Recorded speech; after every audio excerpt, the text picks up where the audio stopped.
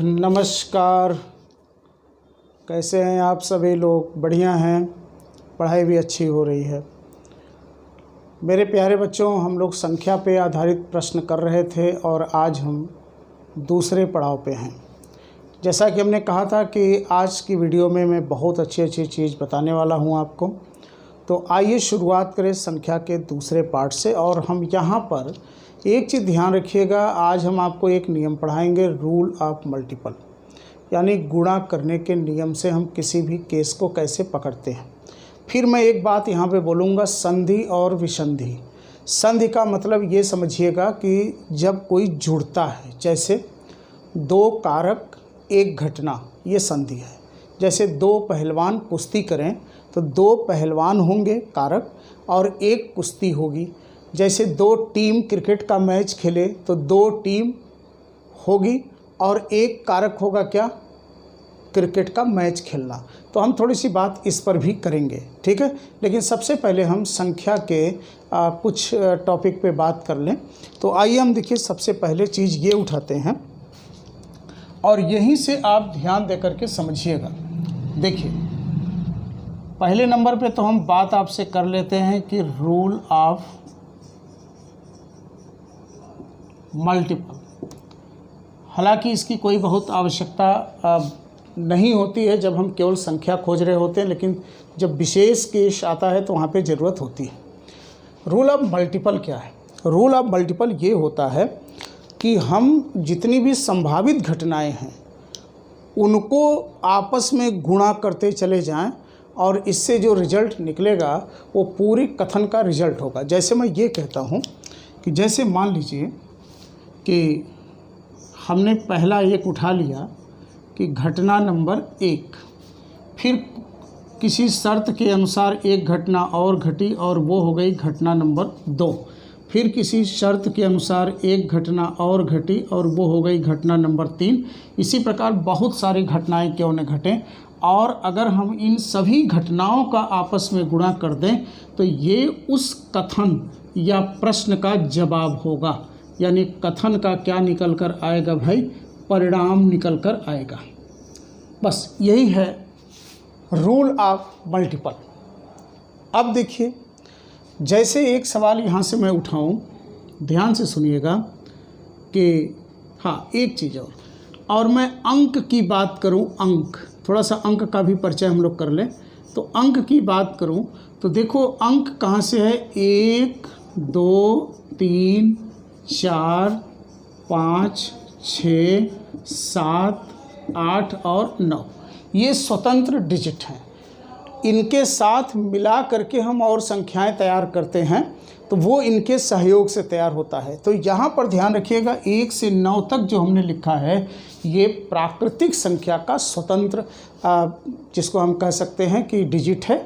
इनको बनाने में किसी अन्य डिजिट की आवश्यकता नहीं हुई। लेकिन इसके बाद हाँ, एक बात और है कि पूर्ण संख्या की अगर मैं बात करूं तो पूर्ण संख्या में 0 भी आ जाता है। तो ध्यान ये रखना है कि 0 अगर पहले आ गया तो ये किसी संख्या के वैल्यू में कोई प्रभाव नहीं डालेगा। जैसे अगर मैंने लिखा 5 और 5 के पहले 0 लगा दें तो ये अभी भी वैल्यू बोलो कितनी है, 5 ही है। लेकिन अगर इस 5 के पीछे 0 लगा दें तो इसकी वैल्यू बदल करके बोलो कितनी हो गई, 50 हो गई। तो एक बात तो ध्यान ये रखना है कि जो इसमें हमने 0 रखा है, यह 0 वैल्यू से पहले लिख करके कोई भी संख्या नहीं बनाई जा सकती। यानी पहले रखने पर संख्या के वैल्यू में कोई प्रभाव नहीं पड़ेगा। तो अब देखिए, मैं इसी को लेकर के आपको समझाने का प्रयास कर रहा हूँ। ये आप अंक को देखिएगा, थोड़ी सी प्रैक्टिस कर ले, इसके बाद फिर हम लोग आगे बढ़ेंगे। अब अगर मैं यहाँ बात करूँ कि 2 अंकों की कुल कितनी संख्या बनेगी, बहुत ध्यान से देखिएगा, बहुत ही अच्छी चीज़ है ये। कुल कितनी संख्या बनेगी, तो देखो यहाँ पर 2 घटनाएं हैं। एक घटना है इकाई के अंक पर और एक घटना है दहाई के अंक पर। तो देखिए हम करेंगे क्या, जैसे मान लीजिए कि ये दहाई का अंक है और ये जो है ये इकाई का अंक है। ध्यान से देखिएगा, एक घटना यहाँ घटेगी, एक घटना यहाँ घटेगी, और हम किसी भी डिजिट को बनाने में ये जो 10 अंक आपके सामने लिखे हुए हैं शून्य सहित, इन्हीं का प्रयोग करेंगे। अभी अभी हमने आपसे क्या कहा, हमने ये कहा कि किसी भी संख्या की शुरुआत 0 से नहीं हो सकती। इसका मतलब है कि यहाँ पर हम शून्य नहीं लिख सकते, लेकिन इनमें से मैं किसी को लिख सकता हूँ। तो हम कुल कितनी संभावित घटनाएं ले सकते हैं, तो 1 2 3 4 5 6 7 8 9, तो यहाँ पर हम क्या लिख सकते हैं, 9 लिख सकते हैं। लेकिन पीछे वाले में 5 के पहले 0 था तो वैल्यूम परिवर्तन नहीं हो रहा था, लेकिन 5 के पीछे 0 जाने पर वो 5 50 हो रहा था। तो बताओ यहाँ पर 0 रख सकते हैं, बिल्कुल रख सकते हैं। यानी इस स्थान पर हम 10 के 10 को लिख सकते हैं। तो हम यहाँ पर कुल कितनी घटना कर सकते हैं, 10 कर सकते हैं। और हमारा प्रश्न क्या है, देखो कथन का आंसर निकल रहा है 2 अंकों की कुल कितनी संख्या है। तो इन दोनों घटनाओं का बोलो हम आपस में क्या कर दें, गुणा कर दें। तो अब बताइए 2 अंक की कुल कितनी संख्या बनाई जा सकती है, 90। चलो बाबू अब आगे देखो ना, एक सवाल और देखते हैं कि अगर ये पूछा जाए कि 3 अंकों की कुल कितनी संख्या बनाई जा सकती है। 3 अंकों की कुल कितनी संख्या बनाई जा सकती है, बनाई जाएगी। अब देखो अगर ये प्रश्न आ जाए कि 3 अंक की कुल कितनी संख्या बनेगी, तो देखो हमें यहाँ पर 3 घटनाएं बनेंगी। एक इकाई पर घटेगी, एक दहाई पर घटेगी और एक सैकड़ा पर घटेगी। अब बताओ, प्रयोग तो इन्हीं का करना है यार। तो हम ये कह रहे हैं कि शुरू में तो 0 रख नहीं सकते, तो बोलो हम यहाँ कितनी घटनाएं घटा सकते हैं, 9 घटनाएं केवल घटा सकते हैं यहाँ पर। अब आइए ज़रा सेकेंड में देखिए। अब देखो यहाँ पर तो हम शून्य भी रख सकते हैं, यानी यहाँ पर हम 10 के 10 अंक को रख सकते हैं, यानी हम 10 प्रकार से इसे बना सकते हैं। तो हमने 10 लिखा, और यहाँ भी 10 प्रकार से बना सकते हैं। कथन क्या है, 3 अंकों की कुल कितनी संख्या होगी, यानी एक प्रश्न पूछा गया है। इसका परिणाम क्या निकलेगा, जब हम इन सारी घटनाओं का आपस में बोलो क्या कर देंगे, गुणा कर देंगे। तो बोलो ये आंसर कितना आ गया, 900 आ गया। अब चलिए जरा एक सवाल हम और देख लेते हैं, और फिर मैं आपको कुछ चीज़ बताने का यहाँ से प्रयास करता हूँ। चलिए देखिए, अगर मैं आपसे ये कह दूँ कि बताइए कि 4 अंकों की कुल कितनी संख्या बनाई जा सकती है, तब देखिए यहाँ पर कुल कितनी घटना घटेगी, 4 घटेगी। यहाँ पर शून्य लिख नहीं सकता, तो यहाँ पे केवल हम 9 अंकों का ही प्रयोग करके 9 तरह की घटना बनाएंगे। लेकिन यहाँ 10 और यहाँ 10 को बना सकते हैं। अब देखो अगर इनका आपस में हम गुणा कर दें, तो ये रिजल्ट हमारा बोलो कितना आता है भाई, 9000 आता है। अर्थात 4 अंकों की जो संख्या बनेगी कुल कितनी बनेगी, बोलो 9000 बनेगी। अब अगर इन पूरे टॉपिक को ध्यान में रखते हुए हम ये देखें, तो हमने ये देखा कि यार जितने अंक की संख्या पूछ रहा है उससे एक कम पीछे 0 लगा है। यहाँ देखो 3 अंक की संख्या पूछ रहा है तो उससे एक कम 2 0 लगा है।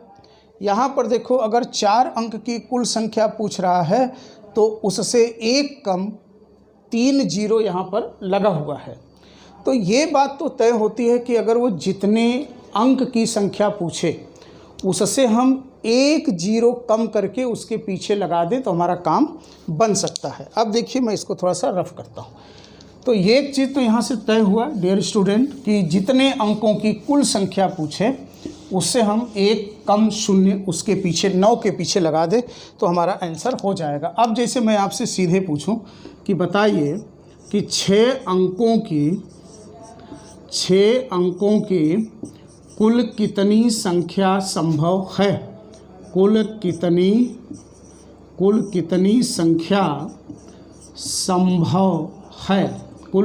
संख्या संभव है। अब आपसे देखो यहाँ कई अंक पूछा है, 6 अंक पूछा है। कुछ नहीं करो, 9 के पीछे 6 से 1 कम करो, 5 0 लगा दो, ये हमारा आंसर हो जाता है। तब अब बताओ अगर हमसे n अंकों की कुल संख्या पूछी जाए तो हमें कितने 0 लगाने होंगे, n-1। अब आप ये देखो कि अगर मैं इसको समेट दूं, तो मैं ये लिख सकता हूँ कि नहीं, 9 गुणे 10 पर घात 5 लिख सकता हूँ।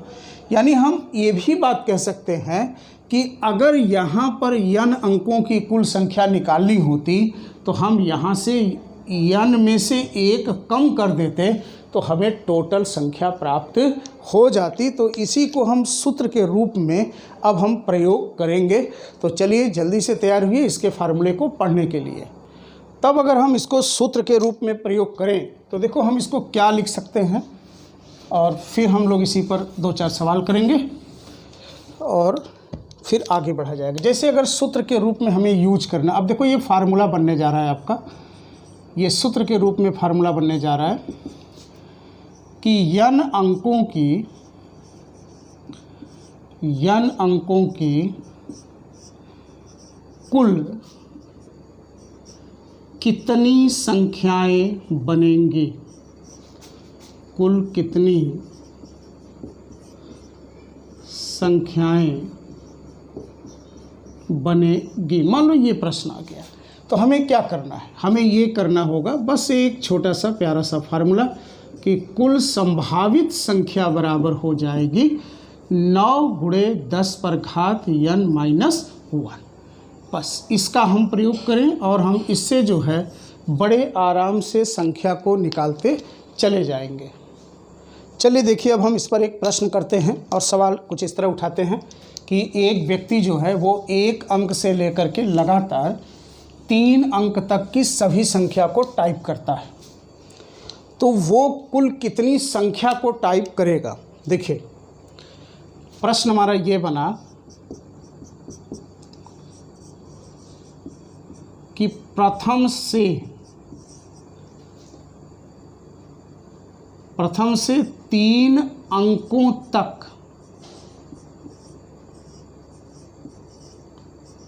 की कुल कितनी संख्या बनेगी, कुल कितनी संख्याएं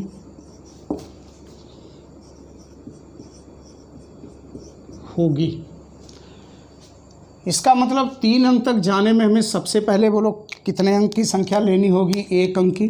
तो देखो अगर मैं 1 अंक की संख्या लिखूं तो इसका मतलब n बराबर 1 रखना पड़ेगा और टोटल संख्या हो जाएगी 9 गुणे 10 पर घात 1 माइनस 1, 9 गुणे 10 पर घात 0 बराबर 9।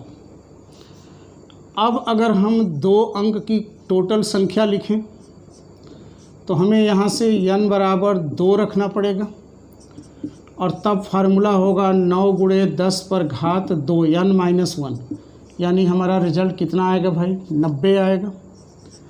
अगर हम 3 अंक की सभी संख्या को लिखें यानी n बराबर 3 रखें तब देखो हमारा रिजल्ट आएगा 9 गुणे 10 पर घात 3 माइनस 1, यानी 9 गुणे 10 पर घात 2, यानी बोलो कितना भैया, 900। अब कहता है कि प्रथम यानी 1 से लेकर 3 अंक तक की सभी संख्या को लिखा जाए तो कुल कितनी संख्याएं बनेंगी। तब देखिए हमारा रिजल्ट हो जाएगा 900 प्लस 90 प्लस 9, यानी हो गया बोलो कितना, 999 संख्याएं टोटल आएंगी। कहाँ से भाई, कहाँ से, 1 से लेकर 3 अंकों तक की जब सभी संख्याएं लिखी जाएंगी तब। तो ये बात तो समझ में आ गया। तो आइए अब एक प्रश्न और देखिए, कितना अच्छा सा क्वेश्चन है ये। प्रश्न है कि किसी टाइपराइटर से 2 अंकों की सभी संख्याओं को टाइप किया जाता है, टाइपराइटर की को कितनी बार दबाएगा। अब ज़रा देखो यहाँ पर सबसे पहले तो हमें ये जानना होगा कि 2 अंक की जब वो संख्या लिख रहा है तो 2 अंक की कुल संख्या वो कितना लिखा होगा, 2 अंक की कुल संख्या कितना लिखा होगा पहले हम ये देखेंगे और इसका रिजल्ट हो जाएगा। देखो यहाँ 2 है तो 9 के पीछे 1 0 लगा दो, जितने अंक की पूछे उससे 1 कम 0 लगा दो, आंसर हो गया, 90 संख्या हो गई। ये 90 संख्या हुई। अब आप ये बताओ कि 2 अंक की पहली संख्या क्या है, तो आप कहोगे 10 है, 10 है। तो 10 में कितने अंक है, तो 2 अंक है। इसका मतलब कि हर एक संख्या पर वो की को कितनी बार दबाया होगा, 2 बार, क्योंकि पहले 1 फिर 0 लगाया होगा। तो कहने का मतलब ये है कि जितनी संख्या लिखा है अंक में उतने का ही हम उसमें क्या करेंगे, गुणा कर देंगे, अर्थात उसे कुल कितनी बार बटन को दबाना पड़ा होगा, 180 बार की को दबाया होगा। हाँ, 180 बार की को दबाया होगा। तो अब इसी पर आधारित एक प्रश्न देखिए, ये बहुत पहले पूछा गया था, सीजीएल में ही पूछा गया था, मैं उसको ले रहा हूँ। अब देखिए प्रश्न आ गया कि किसी टाइपराइटर से 1 से लेकर 999 तक की सभी संख्याओं को टाइप किया जाता है, तो बताओ की का बटन कितनी बार दबाया गया होगा। तो आओ सबसे पहले हम खोजते हैं संख्या। देखो 1 से लेकर 999 तक की बात करने का आशय हो गया कि 1 अंक की पूरी संख्या, 2 अंक की पूरी संख्या और 3 अंक की पूरी संख्या लिखी गई होगी। तो देखो पहले कुल कितनी संख्या लिखी गई, तो देखो यहाँ से हम ले रहे हैं, तो सबसे पहले कि 1 अंक की टोटल संख्या कितनी लिखी गई होगी, और इसके बाद है कि बटन को दबाया कितनी बार गया होगा। देखो तो सबसे पहले 1 अंक की संख्या होगी 9, फिर अगर मैं 2 अंक की टोटल संख्या लिखने की बात यहाँ पर देखूँ कि अगर वो 2 अंक की टोटल संख्या लिखा होगा तो कितना लिखा होगा, बोलो 2 है तो 1 0 पीछे, और अगर वो 3 अंक की टोटल संख्या लिखा होगा तो कितना लिखा होगा, 9 के पीछे 2 0। अब आप मेरे बच्चों ये बताओ कि 1 अंक की संख्या तो एक ही बार बटन दबाने से पूरी हो गई होगी, तो बटन दबाया गया होगा यहाँ पर 9 गुणे 1 यानी 9 बार। लेकिन अभी अभी हम लोग क्या पढ़े हैं कि अगर 2 अंक की संख्या है तो हर संख्या पर बटन 2 बार दबी होगी, क्योंकि पहली संख्या 10 है और 10 में देखो 1 0 2 बार दबी, 11 में 1 1, 12 में 1 2, 99 में 9 9, हर एक संख्या पर 2 बार बटन दब रही है। तो 90 संख्या लिखने में बटन कितनी बार दबी होगी, 180 बार।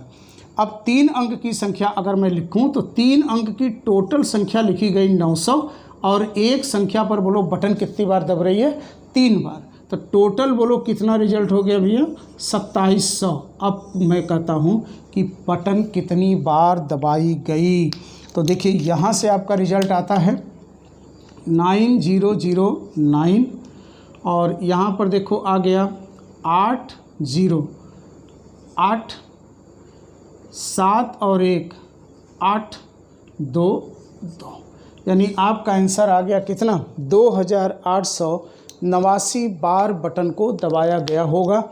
तो जब देख रहे हैं आप कि हमें बटन दबाने की बात करें तो हम उसका पुशअप देखते हैं कितनी बार करना है, और अगर संख्या पूछे तब तो सीधे सीधे 9 के पीछे उतना 0 लगाओ, आंसर आपके सामने होगा। तो आइए एक प्रश्न हम और उठा लेते हैं। चलिए देखिए, कहता है कि रमेश प्रथम 180 प्राकृतिक संख्याओं को, थोड़ा सा यहाँ पर ध्यान रखिए, सुधारने की ज़रूरत है, प्राकृतिक संख्याओं को टाइपराइटर द्वारा टाइप करता है, तो बताओ कि वह बटन को कितनी बार दबाया होगा। तो देखो 180 संख्या में हम ये देखें कि कौन कितने कितने अंक वाली आएगी। तो सबसे पहले तो वो 1 अंक की संख्या लिखा होगा, 1 अंक की संख्या लिखा होगा तो कितना लिखा होगा, 9 ठो लिखा होगा। फिर वो 2 अंक की संख्या लिखा होगा, अगर 2 अंक की संख्या लिखा होगा तो कितना लिखा होगा, 90 लिखा होगा। अब वो 3 अंक की संख्या लिखेगा, लेकिन संख्या टोटल लिखी गई है 180। इसका मतलब है कि 3 अंक में कितनी संख्या लिखी गई होगी, तो 2 अंक और 1 अंक को जोड़ करके हम इसमें से क्या करें भैया, घटा दें। अब जितना बचेगा वो 3 अंक वाली संख्या होगी। तो ज़रा ये बताओ, 10 में से 9 गया 1, यहाँ 17 में से 9 गया 8। 81 संख्या ऐसी है जो कि कई अंक की लिखी गई है, 3 अंक की लिखी गई है। बात समझ में आ रहा है ना? ओके। अब ये देखना है हमको कि अगर ये इतनी संख्या लिखा तो बटन को कितनी बार पुश किया होगा। तो आपको पता है 1 अंक पर बटन 1 बार पुश होगी, 2 अंक पर बटन हर संख्या पर 2 बार पुश होगी, और 3 अंक पर बटन हर एक संख्या पर 3 बार पुश होगी, यानी 3 एकम 3 8 त्रिक के 24, यानी टोटल बटन को उसने पुश किया है 9 3 12 1 8 4 12 13 के 3 1 2 1 3 एक 4 यानी बटन को कुल दबाया है, बोलो कितनी बार, 432 बार। मेरी बात समझ में आ गई। तो अगर पूरी संख्या न हो तो जितनी पूरी हो रही है सबको निकालने के बाद टोटल संख्या में से घटा दें तो हमें वो संख्या मिल जाएगी जो लास्ट के डिजिट पर बना रहे हैं। तो चलिए आगे बढ़ते हैं। देखिए एक प्रश्न आपके सामने हमने ये दिया है कि 3 अंकों की कुल कितनी संख्याएं संभव हैं जो 5 से पूरी तरह विभाज्य हो। मैं यहाँ पर थोड़ा सा विभाज्यता की बात भी कर लूँ कि 5 से अगर विभाज्यता पर प्रश्न बना है तो आपको ये पता होगा कि 5 की विभाज्यता डिपेंड करती है इकाई के अंक पर। अगर इकाई के स्थान पर 0 हो और 5 हो तो वो संख्या निश्चित रूप से 5 से विभाजित हो जाएगी, उसके पहले चाहे कुछ भी लिखा गया हो। एक बात। दूसरी बात, हमने कहा है कि जब भी हम प्रश्न को सॉल्व करते हैं तो हमारे पास 10 ऐसे अंक होते हैं जिनके माध्यम से ही हम बड़ी बड़ी संख्या बनाते हैं। तो वो अंक क्या क्या है? वो 0 है, 1 है, 2 है, 3 है, 4 है, 5 है, 6 है, 7 है, 8 है, 9 है। इन्हीं से सारे अंक को हम तैयार करते हैं। अब देखिए हमारे पास 3 अंक की संख्या चाहिए। तो देखो हमारा ये सैकड़ा हो गया, ये दहाई हो गया और ये इकाई हो गया। प्रश्न की कथन क्या है? 5 से विभाजित होना। 5 से विभाजित होने का मतलब है कि यहाँ पर केवल और केवल बोलो क्या होगा, या तो 0 हो या तो 5 हो, इसके अलावा कुछ नहीं हो सकता। तो आइए पहले हम इधर से शुरू करें। अब आप ये बताओ यार कि हमने ये भी रखा है कि हमारे पास ये जो 10 अंक है इसमें 0 को हम कभी शुरुआती नहीं ले सकते। तो बताओ हम शुरू में कितने को लिख सकते हैं? 9 अंक लिख सकते हैं। तो यहाँ पर हम 9 प्रकार से घटना को घटा सकते हैं। लेकिन बीच में तो हम 0 भी लिख सकते हैं, कोई दिक्कत नहीं है, वो भी वैल्यू रखेगा। इसका मतलब है कि यहाँ पर हम कुल 10 घटना घटा सकते हैं। हालांकि अगर ये विभाज्यता का शर्त न होता तो हम यहाँ पर भी 10 का 10 रख देते और हमारा आंसर आता। लेकिन यहाँ पर शर्त क्या है? 5 की विभाज्यता, और 5 की विभाज्यता केवल 0 और 5 से होगी। इसका मतलब हम केवल या तो 0 रख सकते हैं या तो 5 रख सकते हैं। यानी घटना हम कितनी घटा सकते हैं? 2 घटा सकते हैं, या तो 0 या तो 5। और हमने क्या कहा कि प्रश्न का परिणाम इन्हीं सभी घटनाओं के गुणनफल के बराबर होगा। तो देखो ये हो जाएगा 10 99 गुणे 2 यानी बोलो कितना? 180। यानी 180 संख्याएं ऐसी संभव हैं जो 5 से बोलो क्या होंगी? विभाजित हो जाएंगी। उम्मीद करता हूं कि आप मेरी बात को समझ गए होंगे। अब अगर इसी प्रश्न को आप रूल ऑफ मल्टीपल से नहीं लगाना चाहते हैं, विभाज्यता के नियम से लगाना चाहते हैं, तो मैं आपको शुरुआत में पढ़ा चुका हूं नंबर सिस्टम के। जो लोग प्लीज़ वीडियो नहीं देखें वो वहां जाकर ज़रूर वीडियो देखें। मैं डिवाइडेंड और डिवाइज़र दोनों पढ़ाया हूं, दोनों को ध्यान दीजिए। हमने वहां पर ये पढ़ाया था कि अगर यहाँ पर 3 अंक की कुल संख्या की बात करें तो बताओ अगर मैं 3 अंक तक लिखते हुए 1 से चलूँ तो हम लिखेंगे 1 2 3 4, ऐसे लिखते हुए चलेंगे 99। फिर यहाँ से 100 के बाद शुरू होकर के लास्ट में आएगा 999। बहुत ध्यान से सुनिएगा। और हमें केवल इतने के बीच की उन सभी संख्याओं को खोजना है, यानी 100 से लेकर 99 तक खोजना है, क्योंकि यहाँ पर केवल 3 अंक की खोजना है। तो हम क्या करेंगे? नियम आपको मैं बताया हूँ कि जब 1 से लेकर लगातार संख्या हो और उसमें विभाज्यता पूछी जाए तो हम क्या करेंगे? तक वाली संख्या यानी 999 तक वाली संख्या में हम क्या करेंगे? 5 से भाग देकर, 5 से भाग मतलब जिसकी विभाज्यता पूछ रहा हो, पूर्णांक निकाल लेंगे। तो देखो 5 एकम 5 4 9, 5 9 45, यहाँ देखो आ गया 4, फिर 9, 5 9 45, यानी पूर्णांक आ गया बोलो कितना? 199। लेकिन मेरे प्यारे बच्चों हमको लेना यहाँ से है, इसका मतलब ये जो है हमारे लिए यूज का नहीं है। तो कुछ न कुछ तो इसमें भी संख्याएं रही होंगी जो 5 से विभाजित हुई होंगी। तो हम ये देख लें कि 99 तक, ध्यान रखिए 1 से ही लेना होता है, इसलिए हम बार बार 1 से लेकर कैलकुलेट करते हैं। 99 तक वो कितनी संख्याएं हैं जो 5 से विभाजित हो रही हैं? तो देखो 5 एकम 5 4 9, 5 9 45 19। अब ये तो हमें लेना नहीं है क्योंकि मैं काट चुका हूँ और टोटल 199 आया है यहाँ से वहाँ तक।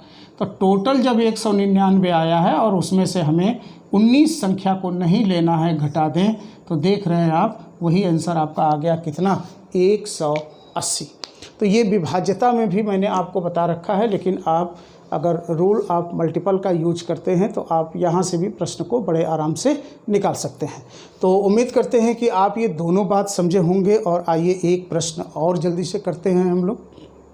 देखिए, एक प्रश्न हमने और लिया कि 4 अंकों की कुल कितनी सम संख्याएं संभव हैं। अब आपको ये पता है कि सम संख्या तभी बनेगी जब इकाई के स्थान पर 0, 2, 4, 6 और 8 आए, इसके अलावा कुछ भी ना आए। तो देखिए, पहले 4 अंक है तो आप ये 4 ब्लॉक बना लीजिए। देखो ये और हमें यूज करना है इनका। आपको पता है कि शुरुआत में 0 यूज कर नहीं सकते, और जब 10 में से हम 0 यूज नहीं करेंगे तो हम केवल 9 यूज करेंगे। तो हमारा यहाँ पे क्या आएगा, 9 आएगा। घटना 9 प्रकार से घटेगी। इसमें देखो, हम किसी का भी यूज कर सकते हैं। इसका मतलब यहाँ पर घटना कितनी प्रकार से घटेगी, 10 प्रकार से घटेगी। यहाँ पर भी हम किसी का यूज कर सकते हैं, अतः घटना कितने प्रकार से घटेगी, 10 प्रकार से घटेगी। हम यहाँ भी यूज तो कर सकते हैं, लेकिन शर्त है संख्या के सम होने का। और सम होने की शर्त केवल और केवल है कि यहाँ पर 0 हो, 2 हो, 4 हो, 6 हो, 8 हो, तभी ये संख्या सम होगी। अर्थात यहाँ पर घटना कितनी प्रकार से घट रही है, 1, 2, 3, 4, 5 प्रकार से घट रही है। अब क्या है भाई, आपका प्रश्न है, यानी कि कथन का जो परिणाम निकल कर आएगा वो क्या निकल कर आएगा, घटनाओं के गुणनफल के बराबर। अब देखो, ये हो गया 9 × 5 = 45 पर लगा दिया 2 0, अर्थात हमें कुल कितनी संख्या सम प्राप्त होगी। तो बताओ कितनी प्राप्त होगी भाई, हमें प्राप्त होगी 4500। अब अगर आप इसकी विभाज्यता से देखते हैं तो सम संख्या उसे कहते हैं जो 2 से क्या हो, विभाजित हो जाए। तो देखिए, अब बताओ 4 अंक की लास्ट संख्या बोलो क्या होगी, ये होगी। और 3 अंक की लास्ट संख्या क्या होगी, ये होगी। इसका मतलब है कि 1 से लेकर यहाँ तक हमें लेना है और 1 से लेकर हमें यहाँ तक छोड़ना है। 2 से निकाल लो। देखो यहाँ, ये देखो 2 से भाग किया, 2 चौका 8, ध्यान दे लीजिए, 2 9 18, 2 9 18, 2 9 18, यानी 499। छोड़ना है कितना, 999 में आप 2 से भाग करो, 2 चौका 8, 2 9 18, 9, 2 9 18, यानी हमें 4999 में से 499 को माइनस करना है मेरे डियर स्टूडेंट, 0054, और ये आ गया 4500। तो आपने देखा कि ये प्रक्रिया से थोड़ा सा छोटा हो जाता है कौन सा, रूल ऑफ मल्टीपल। अब मेरे प्यारे बच्चों, हम लोग थोड़ी सी चर्चा संधि और विसंधि पर करेंगे अगले वीडियो में, और वहीं से मैं भिन्न की शुरुआत करूंगा। ठीक, उम्मीद करता हूं कि आप वीडियो को समझ पा रहे होंगे। थोड़ा सा इधर आपका जो कमेंट है वो आना बंद हो चुका है, तो थोड़ा कम हो चुका है, बंद नहीं कम हो चुका है। तो प्लीज़ प्लीज़ प्लीज़ यार, आप लोग हमको जो है वो मैसेज भी करिए, अपने कमेंट को दीजिए, तभी तो मैं समझ पाऊँगा क्या चाहिए आपको। ठीक, बहुत इसके अंदर भरा हुआ है, कितना कंट्रोल करके पढ़ाया जाए समझ में नहीं आता। तो आप जैसे अपनी चीज़ों को बताते जाएंगे उसी के आधार पर मैं चलता जाऊंगा। ठीक है, मिलते हैं अगले वीडियो में, अपना ध्यान रखिएगा। नमस्कार।